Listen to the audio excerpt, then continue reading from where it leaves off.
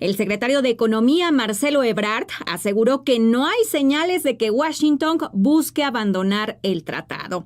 Explicó que Estados Unidos decidió no prorrogar por ahora la vigencia del acuerdo hasta el año 2042, por lo que se va a activar el mecanismo de revisiones anuales durante los próximos 10 años. Sin embargo, y que contrasta, el representante comercial de Estados Unidos, Jamieson Greer, informó que su país no aceptó renovar el TEMEC en su forma actual, aunque aclaró que el acuerdo permanece vigente mientras continúan las negociaciones con México y Canadá para atender los temas pendientes. Para analizar las implicaciones de este escenario, saludamos con mucho gusto al maestro Luis Guillermo Colín. Él es profesor de negocios internacionales del Tecnológico de Monterrey. Maestro, ¿cómo está? Bienvenido, qué gusto, buenas tardes. ¿Cómo estás, Bianca? Buenas tardes, gusto en saludarte y al auditorio también.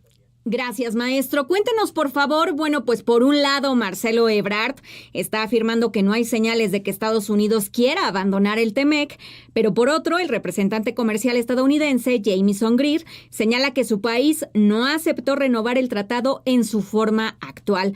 ¿Cómo debemos interpretar estos dos mensajes? ¿Son posturas contradictorias o en realidad ambos están describiendo el mismo proceso desde perspectivas distintas? Por favor, maestro. Mira, Bianca, en efecto, todo esto que está sucediendo está enmarcado en el tratado. Hoy veíamos a la presidenta Sheinbaum en la mañanera citar precisamente de manera textual los artículos que en este tratado, en este TEMEC, dan esa posibilidad de que cualquiera de las partes del tratado pueda iniciar un proceso, digamos, de revisiones para efectos de puntualizar aspectos que considere cada uno de los países que no están funcionando. Por un lado, es correcto lo que afirma el secretario Ebrard en el sentido de que el tratado no es que se termine. Es siempre una posibilidad que existe, pero para que se termine el tratado, pues tiene que denunciarse, ¿okay? Y tienen que pasar 6 meses para ello. Hoy prácticamente podemos decir que este escenario no estamos viéndolo de esa forma, porque ni para Canadá, ni para Estados Unidos, ni tampoco para el propio México es una alternativa real y clara el poder cancelarlo. Ahora, también el representante del USTR, Greer, el embajador Greer, tiene razón en el sentido de decir, bueno, el TEMEC tiene un mecanismo para estar revisando algunos aspectos que cada uno de los estados considere que son necesarios. Y eso es precisamente lo que va a suceder de aquí al 2036 cada año. Habremos de visualizar y de generar una estrategia clara, sobre todo cómo neutralizar la incertidumbre que cada año va a traer este tipo de conversaciones, porque es un escenario en donde México va a estar en, digamos, las noticias internacionales, va a estar en el diálogo internacional, pero no de la mejor manera que quisiéramos. Vamos a estar podríamos decirlo ahora sí que en una palestra donde se va a estar evaluando, y déjame decirlo muy claramente, no solo los temas comerciales, sino también todos los temas alrededor de la relación bilateral, porque también hoy en día están jugando estos aspectos. Y justamente respecto a esto que nos habla, maestro, pues Marcelo Ebrard habló de 13 temas pendientes por parte de México y 14 por parte de Estados Unidos. ¿Cuáles considera usted que serán los asuntos más complejos de negociar? Mira, hay uno que en general ya lo deslizó el embajador Greer hace, prácticamente fue en el mes de abril, que va a ser incluso motivo de estas conversaciones del 20 de julio.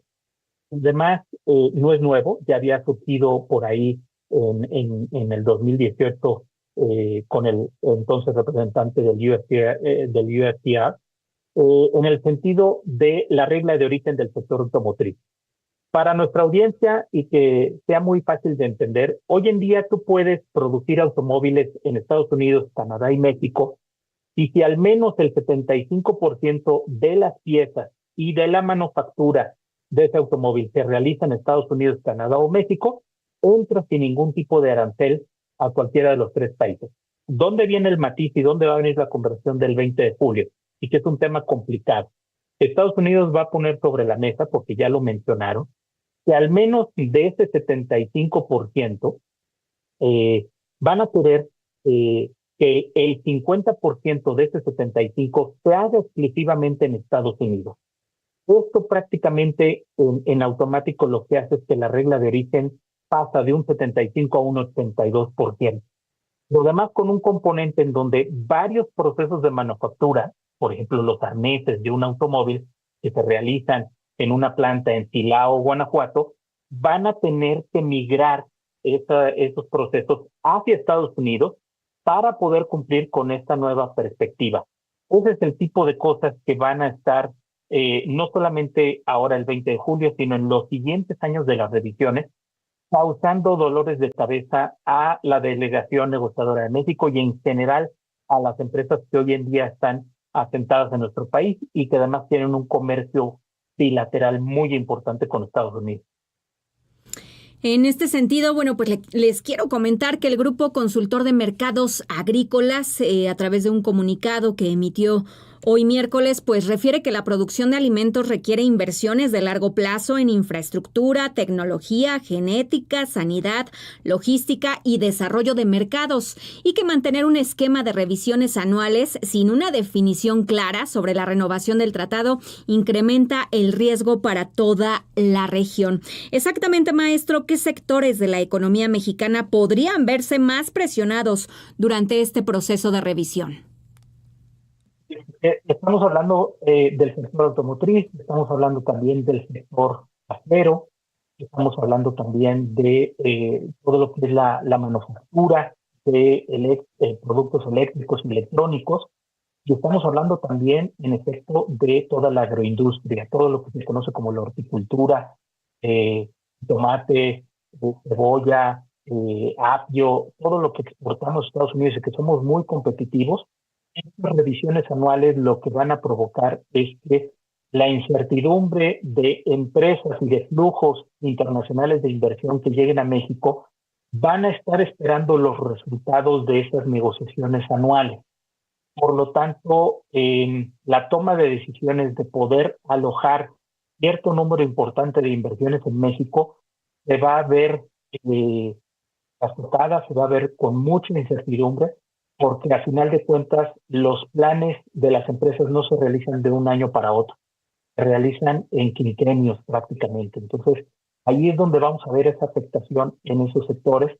Y lo malo es que estos sectores generan alrededor de 8 a 10, por cada empleo indirecto en estos sectores tiene 8 a 10 empleos indirectos. Entonces, es un efecto que no solamente va exclusivo en esos sectores, sino que también va a en general el resto de la población.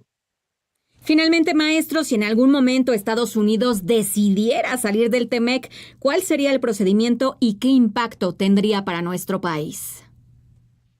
Cualquiera de los tres países lo puede decidir en el momento en que quiera. Los tratados de libre comercio no son camisas de fuerza.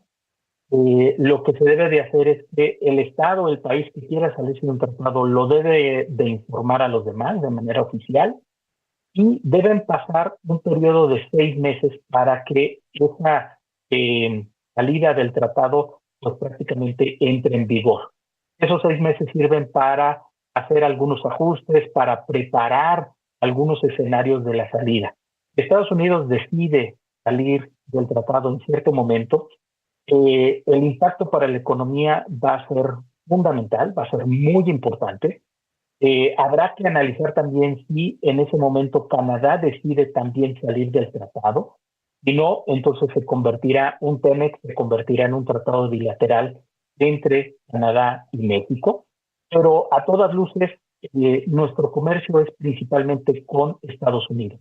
Y el impacto que se está viendo es que si Estados Unidos sale del tratado, alrededor de casi 466,000 millones de dólares va a ser el impacto para Estados Unidos, porque eso significa que todos los productos que van de México a Estados Unidos y que los consumidores en Estados Unidos nos compran, ese va a ser el impacto del arancel promedio entre un 15 y un 20% que van a tener que pagar los consumidores de ese país. El